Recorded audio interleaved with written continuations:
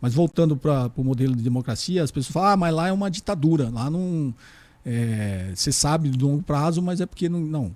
Se você estudar realmente o modelo que o Partido Comunista Chinês implementou na China, e longe de paixões, né, de defesas que você tem, de viés ideológico, se você estudar realmente como funciona, a democracia na China é muito mais evoluída que a democracia americana, né?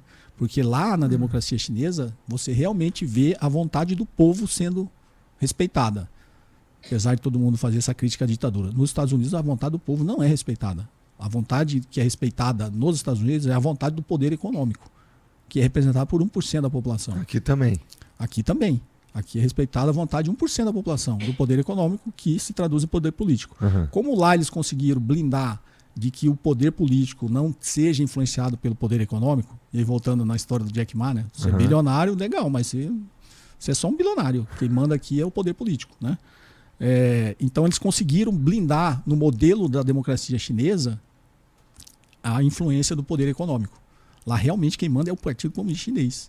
Só quando você vê como foi estruturada a democracia dele, eles começam, primeiro que lá é muito economicamente muito descentralizado. É como se a gente tivesse, se os prefeitos aqui no Brasil tivessem muito poder econômico para fazer a gestão do Estado, né?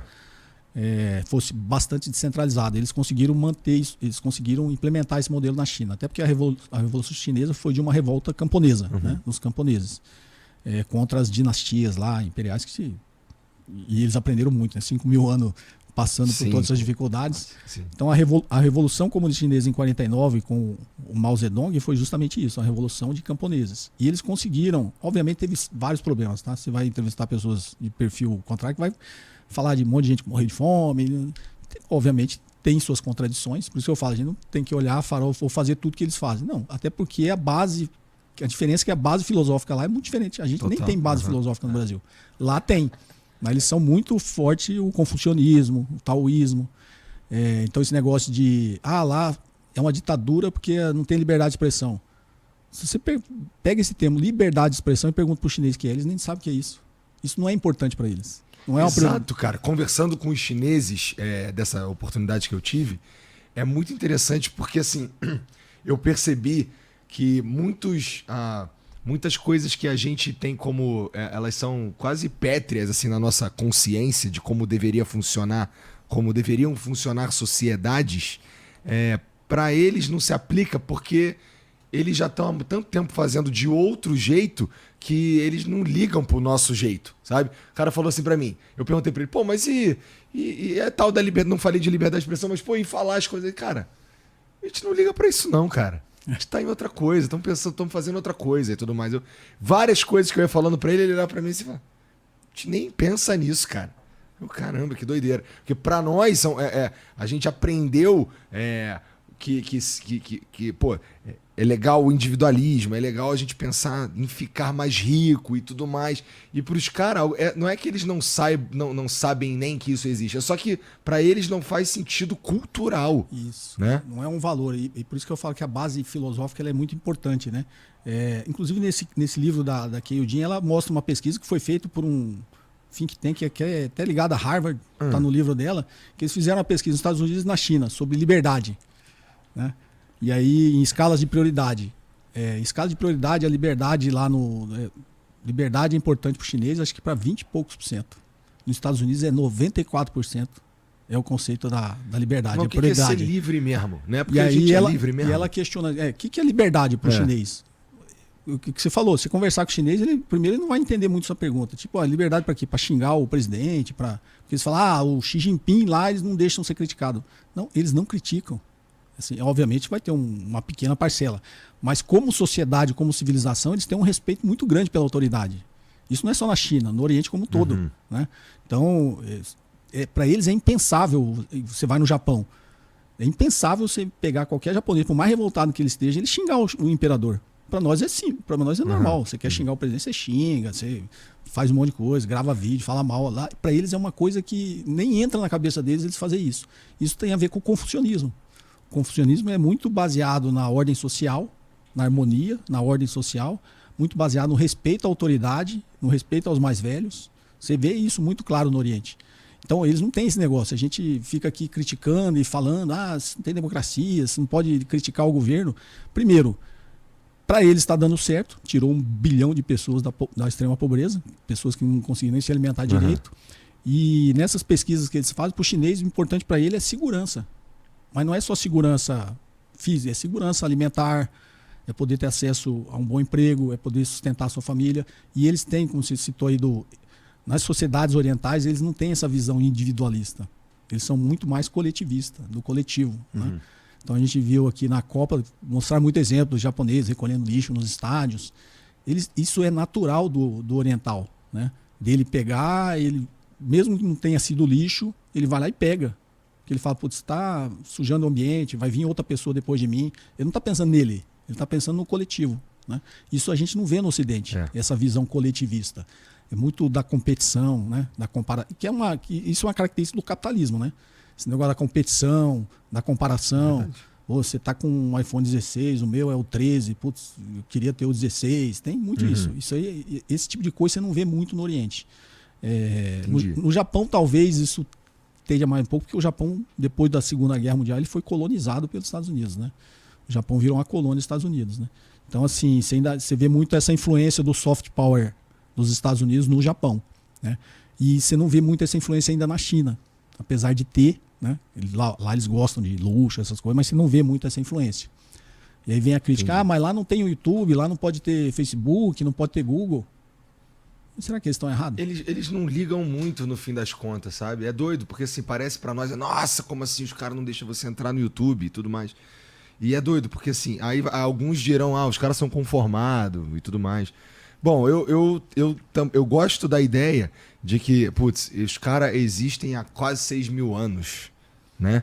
Então, assim, não é possível que os caras não entenderam um monte de coisa ao longo desse caminho aí, como é bom para eles viverem mesmo. Sim. Então, a gente pegar e tentar imprimir o nosso modo de vida, ou usar o nosso modo de vida como lente para olhar a vida dos caras que estão vivendo de outro jeito há mó tempão, não é nem. A gente não vai entender nada. Não é justo com ninguém, porque a gente não vai entender nada. A gente vai ficar, nossa, os caras são escravos, que não sei o quê. E aí, pensa em como a gente é aqui, com o capitalismo financeiro, por exemplo. A gente fala em liberdade pra caramba e tudo mais, quero ser livre pra xingar os outros e tal. Mas, pô, o que a gente faz é trabalhar pra pagar a conta, pô. O que tem de livre? Eu sou livre para xingar, eu sou livre para dar chilique, sou livre para fazer todas as coisas, só que eu vou te escravizar de outro jeito. Né? Vou te escravizar pelo poder econômico. Então, as elites econômicas, a classe dominante, nos escraviza de outra forma. Né? Então, a gente está falando da tecnologia. Né? A gente está num grande dilema aí, que esse negócio de regulação das redes e tal. A gente está o que a China fez lá, que eles consideram que é fechado, justamente proibiu o Twitter, proibiu... Mas quando eu faço uma visão mais filosófica assim, esse poder de influência que os Estados Unidos têm, esse soft power, o poder semiótico, está vindo através das big techs, né? Da tecnologia. Né? Então, se a gente fosse fazer uma analogia, isso aqui é o grande problema da humanidade. Eu concordo. É o grande problema. Isso aqui, se eu fosse comparar, isso aqui é o plug da nuca lá do Matrix. Isso aqui... É um cérebro na nossa mão, né? Um outro cérebro. Só que ele é um outro cérebro que ele te entrega um monte de coisa que talvez você não... que te atrapalha, porque... Tava conversando com o Miguel Nicoleles aí semana passada. O nosso kit, o ser humano, já existe do mesmo jeito há muito tempo, né? Sim. Então, a gente ainda é uma... E se a gente for pensar que há 30 anos atrás, não é muito tempo, não tinha nem internet em casa, Sim. né? Agora a gente tem a gente não faz mais nem pesquisa no Google, a gente já vai numa inteligência artificial. Então muita coisa mudou pra caramba mesmo. E isso, o celular, ele entrega pra gente tanta coisa para um animal que ele estava preparado para lidar com a própria comunidade. Sim. Agora a gente está lidando com o mundo inteiro de uma vez só. Então eu concordo contigo. Eu também acho que esse é o grande problema da humanidade. Eu falo que é o plug da nuca, porque hoje você vê as pessoas quase que 100% influenciadas porque ela vê aqui. Né? O que isso aqui consegue entregar para a gente de informação, de ideologia, inclusive. Né? Então é como se isso aqui tivesse plugado na gente e instalando, né, o software que a gente tem que utilizar. Né? Então... Acho que a gente tem um grande problema hoje na humanidade, na sociedade, é a tecnologia. É a forma que a tecnologia está sendo utilizada para nos dominar, né? Para nos manipular. Em geral, assim, se eu fosse colocar a culpa para valer em alguém, eu diria que as redes sociais e as big techs, elas ficam tentando manter a gente o tempo inteiro dentro do Facebook, do TikTok e tudo mais. E a entrega de conteúdo infinita pra gente é o que... Pô, quem nunca ficou lá aqueles 20 minutinhos antes de dormir no TikTok, quando tu vai ver já passou 2 horas, né? Então, assim, tempos esquisitos, né? Especialmente... Não, e tem, acho que você falou com o Nicoleles, né? Ele fala muito sobre isso. Tem muitos estudos para saber como cada vez nos dominar mais, né? Uhum. O negócio de você ficar passando e tal, ele descobre o que você gostou de ver e sabe que é aquilo ali que causa prazer em você. E aí você fica mais. O próximo vídeo que vai te passar é alguma coisa muito parecida com aquilo.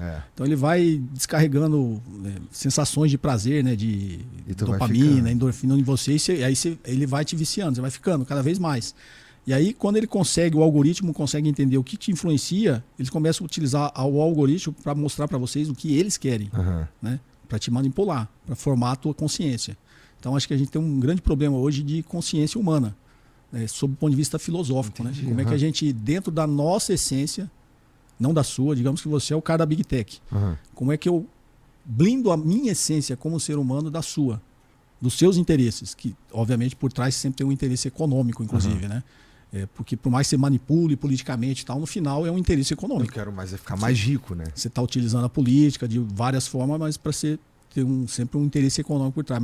Como é que eu blindo a minha essência de ser humano para não ser influenciada pelo seu interesse? Né? E a gente só consegue fazendo isso, fazendo uma viagem para dentro de si mesmo, sem influência externa, né? Que aí é o que nos ensina a filosofia, né? Carl Jung já falava, né?